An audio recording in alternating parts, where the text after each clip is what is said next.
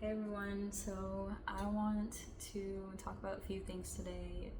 They're mainly going to be about the insecurities that come up in relationships, um, and basically how to navigate through that.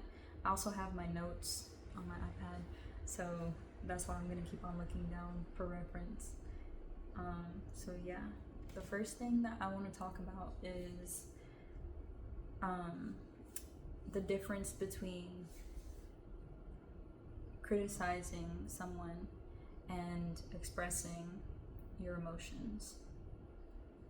Because sometimes when you are expressing, the person receiving can get defensive and feel attacked based off of your words, or if they're in a mindset that makes them think that they're to blame, or if you trigger an insecurity in them. So let's go over. So when you're expressing, hold on, I got this somewhere. So when you're expressing, you're sharing your emotions without labeling your partner as bad or wrong. Like, even in your head, you don't have that concept of them as you're trying to express your emotions. Versus when you're judging, you have that personal feeling. You might even have a perception in your head that there is something wrong, or they're to blame for something, and that it needs correction. Like, you want them to change this in themselves because you don't accept whatever it is you're bringing up. And I'm gonna give a few examples for all of these concepts that I go over, but for this example, I was talking to my fiance about support and a time where I felt I wasn't supported by him. And when I was expressing my emotion, my intent was, I'm meeting this emotion and putting words to it for this first time so that I can release it. And didn't necessarily have to do with him. If I had put a stranger there beside me, because we were on a walk when we were talking about this, but if I had put a stranger there, or if I had simply meditated on my own, or if I had gone to a therapist, no matter who is around, this would not be because of them. So this feeling that was generated through my internal world was not generated like with him as the person to blame, or like he had done a mistake or something. It was an emotion for my inner world to generate, to express a need of support. And as I was talking through it with him, it came off as if I was judging him. And it might have been the wording that I was using, and I'm just saying, like, the impact ended up being that he felt like I was judging him. So I apologized for that later on when I had talked it out with him again. And I just want to express, you can use I statements so that the person receiving your words, your emotions, your expression, doesn't have to necessarily feel like they're receiving it as a personal attack.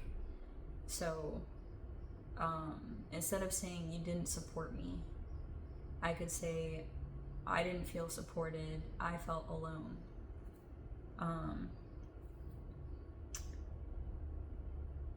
Yeah, like, you wouldn't say, oh, you're a bad partner or something like that. You would say, like, this is a moment where I felt alone, something like that. Just distance where that energy was going. Because if you're using those you, and you're literally pointing fingers, that's not gonna bring y'all closer. It's gonna make the other person less likely to listen and be in a defensive state. Another thing that ties, let me see if I went over everything for this. Okay, yeah, I did. So another thing that ties into how a person is gonna receive your words is their mindset and their insecurities. So I think I'm gonna stick with this example on the support thing. Okay, let me see. So criticism and emotional sharing, judging, all ties into that. And then,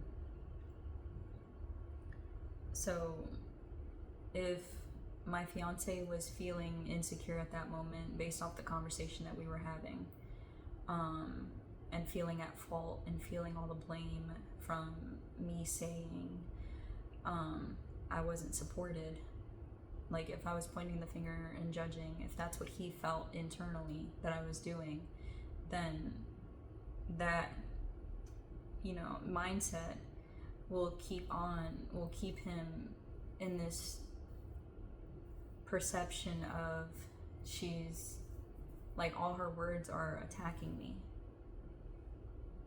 So he could have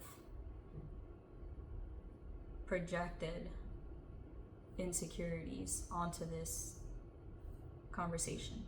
So if I am using my I statements and I don't have a negative perception of him, I'm not judging him, I'm saying that I felt alone in this moment and I'm allowing that moment to pass through me and I release that emotion out there.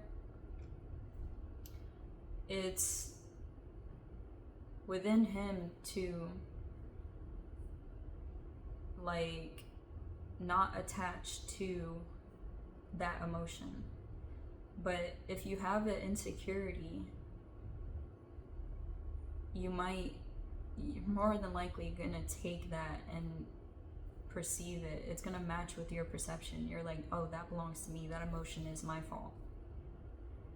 So he felt judged and what he was doing wasn't good enough. And I have not even thought that.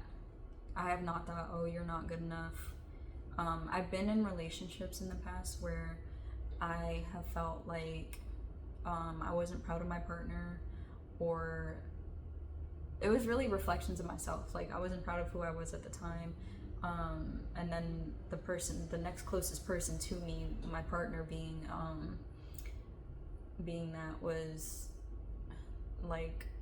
if I'm already not liking myself, how can I like you, So if you have that negative perception, you're gonna more than likely, and that's why it's hard to have relationships when you're trying to heal through insecurities and stuff, because you're gonna attach that to the person that you are closest with. You're gonna project that onto them. So if he's in this mindset of I'm not good enough, I'm at fault, I'm to blame, then everything is going to affirm that everything I say is going to affirm that. So if I bring up an issue, he might think, oh, this is my fault.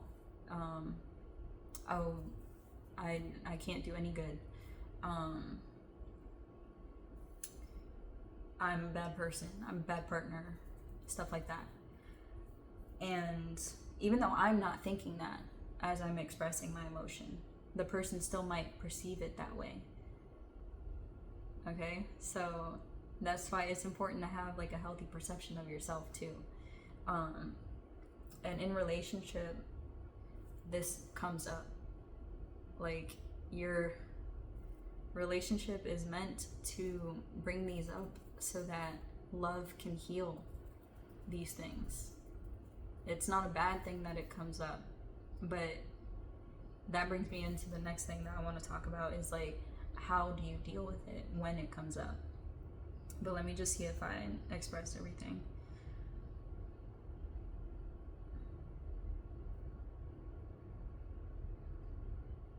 Yeah.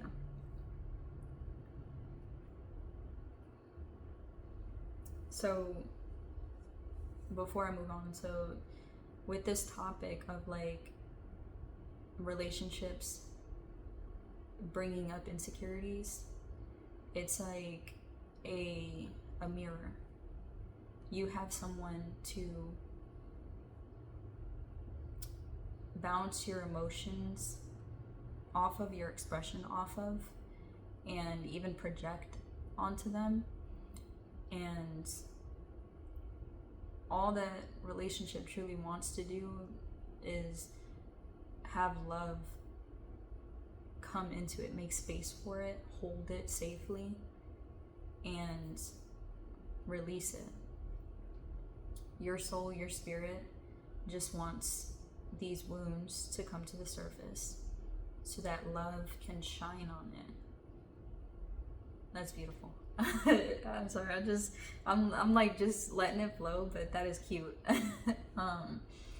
So it's gonna happen, especially when you're in divine union, when you're in relationships that are healthy. It's old wounds, old triggers, they're gonna pop up just so that, first off, because you're safe now, you're in a good relationship, you're safe. So it's like, okay, I can expose myself. And at the same time, it's also like that pattern will want to come up, that trigger will want to come up to see if it can be met with love this time.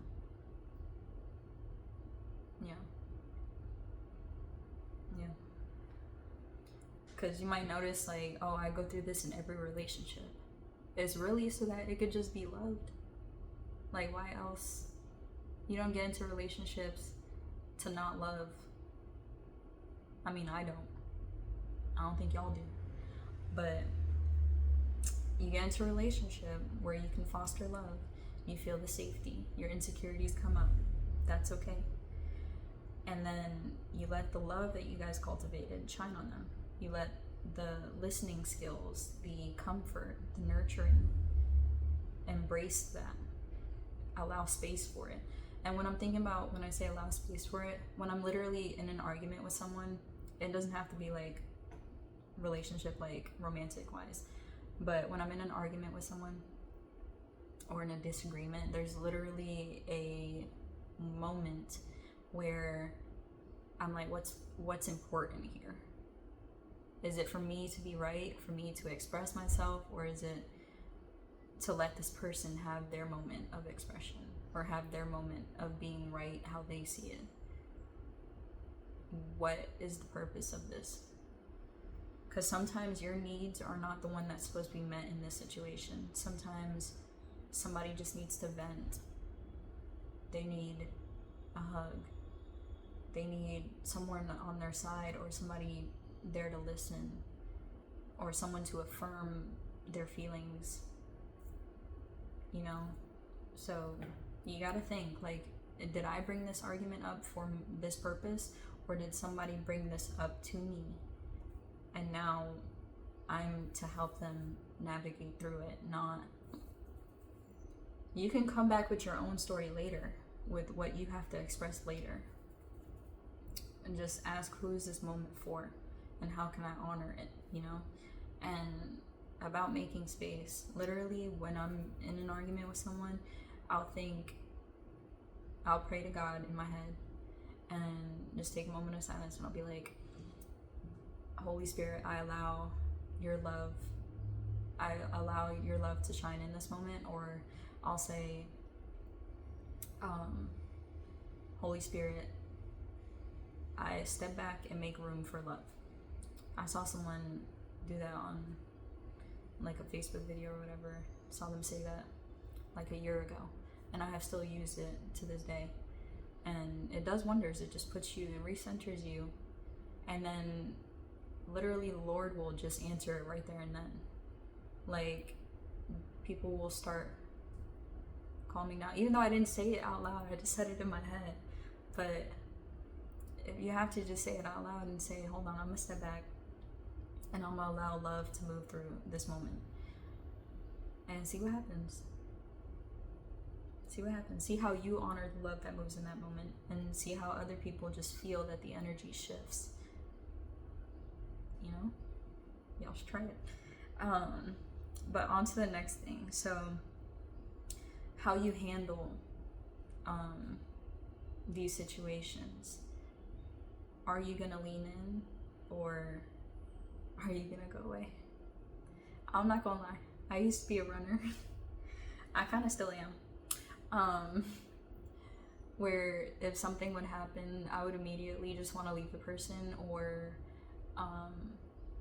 try to break up with them, something like that. And that's what makes or breaks your connection to yourself and your partner. When hard emotions come up and tough situations, like, are you going to be there and stick it out for yourself? Are you going to be there to hear your own emotion out? Like, can you sit there and hold a safe space for your own emotion to come up?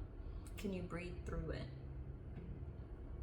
Instead of just like, oh, it comes up and you're like, let me stifle it. That's not nice. Or let me ignore it. Let me run away from it. Let me drink it down with some alcohol. Let me, I don't know, some avoidant tactic. Let me drown it out with TV or scroll. Yeah, it's very common things to do. Or make yourself very busy. Like, you work, and got no time for your emotions or letting that out with God, you know? It's just different things that you could do that you think you're just like, I guess, distracting and trying to get through the emotions, but really you're just like tossing it. You're literally tossing it, and you're not allowing a safe space for yourself. So when you do that, if you're that flippant about your own emotions, like, how do you think you're going to handle it when other people you have relationships with come to you with emotions? Some people, it's like hard for them to help others when that person is crying. They see tears and they just get really uncomfortable. That's not normal. It might be like society-wise, but I mean, it's just a tear. It's just tears. They are normal. And you're capable of holding space for them. I don't know. It's silly to me, but it's true. Like, people really, they get uncomfortable and they just want to like not have tough conversations so that tears don't end up coming up, or I don't know, something. But let me see. Okay. And what does like leaning in or pulling away look like? So when you lean in and create a safe space for somebody's emotions to be expressed, you can literally just be there and just listen. You're not responding. Maybe you're, nodding your head or saying yes or no or something like that, but you're not taking their words personally and shutting them down,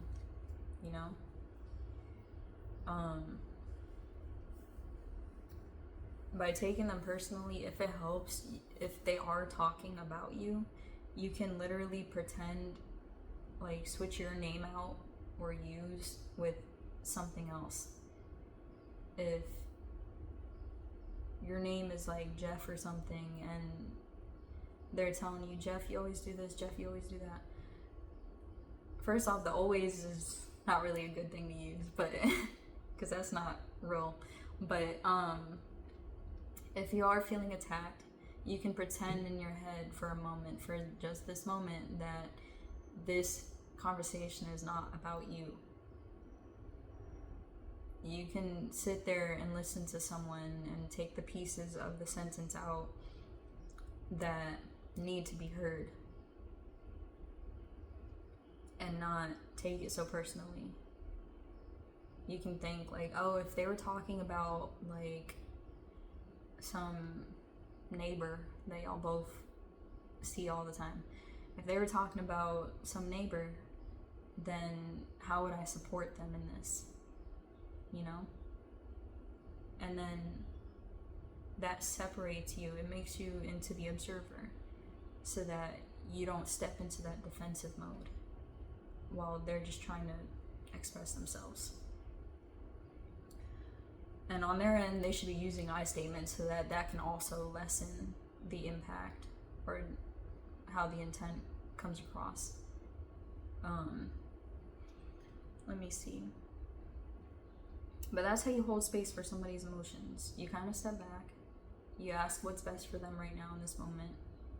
Like, they just want to be heard, then they can just be heard. They don't want me to talk right now. I can bring up my arguments later once we get them past this. Like maybe like 5 hours later, maybe a couple days from now. I can say, oh, hey, when you said that, this is how I felt. Stuff like that, you know? But if you're just going back and forth, once they say something, you got something already to say, that's not really showing that you're holding space for them. And pulling away, like, that's shutting down, walking out without the intention of coming back and addressing it.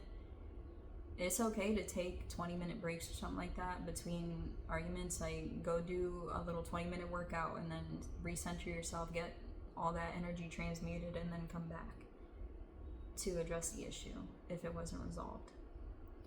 But you just leaving, that's not doing any of y'all any good, because that's one of those avoidant tactics.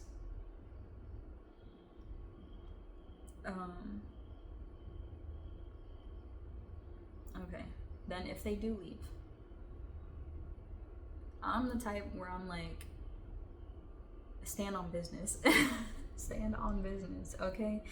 You chose that decision for a reason, so stand on it. Ooh, that sounded real serious there. But no, seriously, like, if that was your instinct, listen to it, honor it, stick with that, please. I mean, if you feel like there can be something salvaged in a healthy way, then so be it. Like, let them back in with your conditions or your boundaries, or, you know, just make it healthy.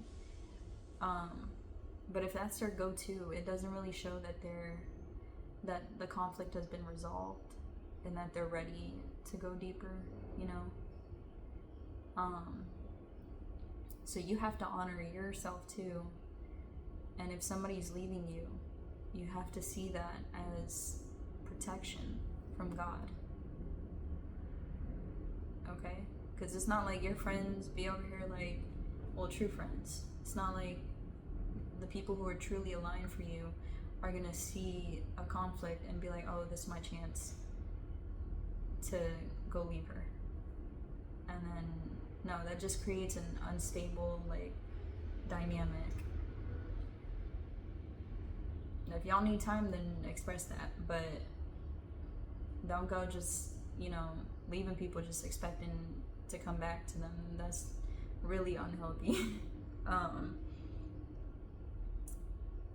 And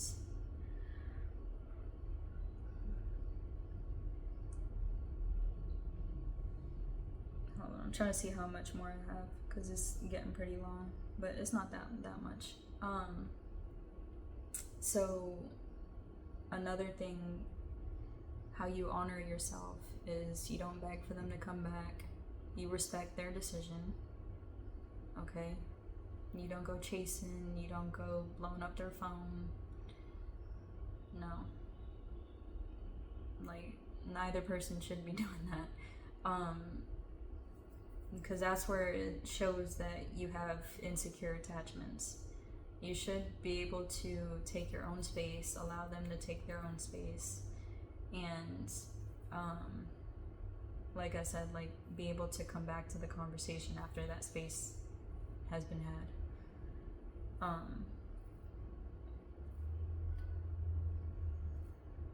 Let me see. And it can feel like rejection when people walk away, but I'm gonna challenge you to think of it as protection and redirection, because you could be holding on to someone because that's where you guys are comfortable, when really what's best for you is just past that relationship. So just think about that when people are walking in and out your life. You deserve some stability, and so does that person too. They deserve to know that people don't need to walk out on them, and that they don't need to walk out on people, and that their decisions can be final, or that they can come back and maturely talk about how to get back together. Let's see, so we've got nurturing versus enabling insecurities. So that goes hand in hand with creating safe spaces. So you want to express your emotions. You don't want to start walking on eggshells, and you don't want to like stay silent and just grow resentment. That's not going to do anybody any good. It doesn't create a good feeling within you, and it doesn't create a good feeling within the dynamic. Neither does it do any good for that person that's on the receiving end. Because you're in relationship to be true, to let love blossom on your true selves.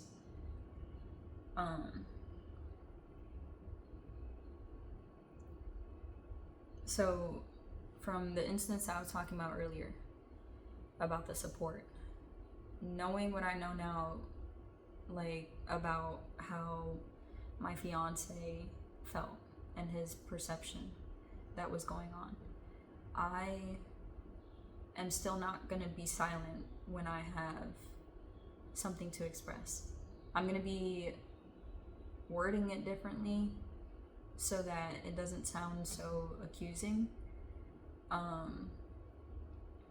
and my feeling can actually be expressed instead of like received as an attack.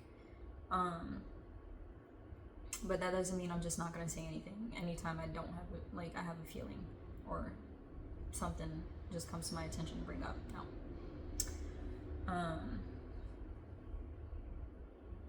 And let's see. Enabling insecurities. So what was brought to my attention was that he, felt like I was dissatisfied with our life, or because it kind of seemed to him like I had something to nitpick every day. Like I was dissatisfied. I think he picked up like the one comment I made once per day for the past couple days, that this had happened, and it gave him the feeling that I was just not satisfied and I was never going to be able to be pleased. Again, with that perception that he's got going on in his head. But I'm over here like I'm loving my life. I might have said like one thing that I just didn't like, but it didn't ruin my whole day. Like I'm big chilling, you know? So enabling though, like if he brought this up to me and was like, this, you doing that just makes me feel like I can never do any good, this and this, like I'm failing at this relationship, or those limiting beliefs, right? If he brought those up and he's saying that this has been going on for a while, like this is not the first time, then how do you honor yourself in that moment, like, and honor him, you know? If this has happened for the longest, why are you still feeding that seed? You know? Like, ask what energy, if you guys are gonna come back to each other, what energy, what seeds are you gonna be growing? What energy are you gonna be feeding this?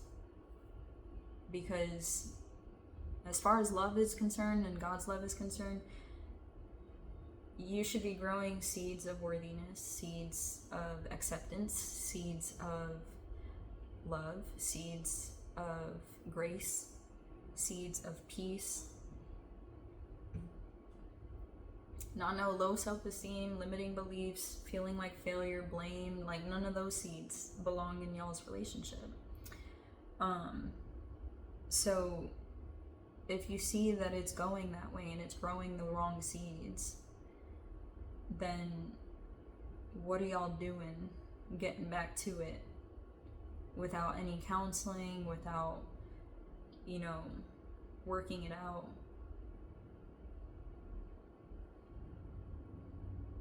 It's just going to be growing the same old thing. And I, for one, am not going to be enabling insecurities within myself or within my partner. So that's where you have to like pause and be like, okay, what type of counseling can we do, or like what needs to be healed so that we don't keep doing this to each other or growing these seeds. Let's see.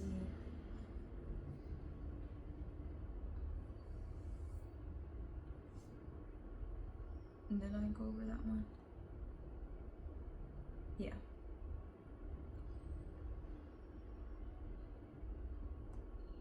And lastly, I wanted to talk about active listening. So that is really hard to practice in the moment, but you can practice with lighter conversations, and you'll see that the more that you do that, it will be easier to do it during, I'm not gonna say easier, it's just gonna be, you'll have moments of slow pauses where you can be like, okay, wait, I can active listen. And active listening is about truly listening to hear the person and hold that space for them, rather than, and make sure that the understanding is there, rather than listening just so that you can respond to someone. So what you want to do is like give the person their time to express their emotions, and then you will say something back like, okay, from what I just heard, this is how you're feeling. So if I said, oh, like, you're not supporting me, and I'm using your like purposely for this example, but I would want to say I felt like I wasn't supported or something like that. So you're not supporting me, and like that makes me feel sad or something like that, then the person on the receiving end wouldn't be like, no, I am supporting you, da da da da. No, you're slow down and address what the person just told you. Make sure you understand it right. Don't just assume that you understand it. So then you would say, from what I just heard you say, you feel unsupported in this.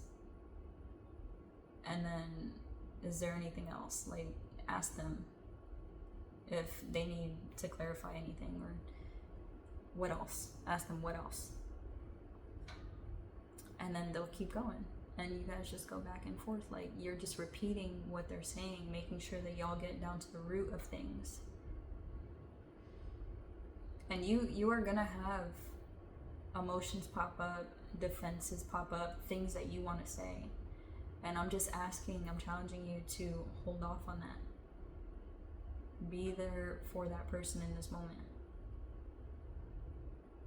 And then say your piece later on when they've gotten it all out. Because they're the one that brought this issue to you. And it'll be your time It's not like you never gonna get your time, and if you aren't getting your time, that's not really a relationship when only one person can express things.